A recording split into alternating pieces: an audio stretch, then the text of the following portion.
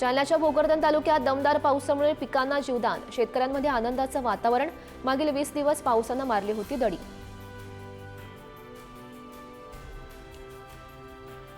उडदाच्या वाढत्या आयातीमुळे दर कमी, देशातील बाजारात सध्या सरासरी 650 रुपयांचा आसपासचा दर प्राप्त। बुलढाणा जिल्ह्यात 314 हेक्टरवरील पिकं हुमणी अळीनं बाधित, पिकांवर हुमणी अळीचा प्रादुर्भाव वाढत असल्यानं शेतकरी मात्र चिंतेत। जालन्याच्या घनसावंगी तालुक्यातील शेतकऱ्यांचा सेंद्रिय खत निर्मितीकडे वाढता कल, ऊस तोडीनंतर उरलेल्या पाचटाचा वापर करून खत निर्मिती। पावसामुळे आले पीक काढता येत नसल्यानं बाजारामध्ये आल्याचा तुटवडा, परिणामी आल्याच्या दरात मागील महिन्याच्या तुलनेत 100 ते 300 रुपयांची सुधारणा।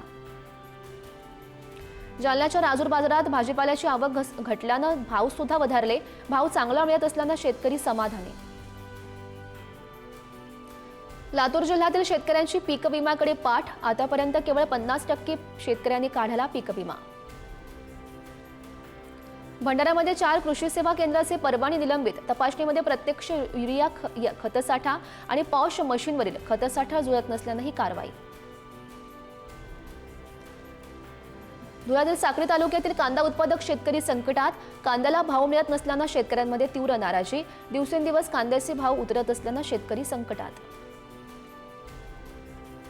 गोंदिया जिल्ह्यात मुसळधार पावसामुळे अनेक शेती पाण्याखाली, शेतकऱ्याची धान पीक सडण्याच्या मार्गावर, पंचनामे करून आर्थिक मदत देण्याची शेतकऱ्यांची मागणी।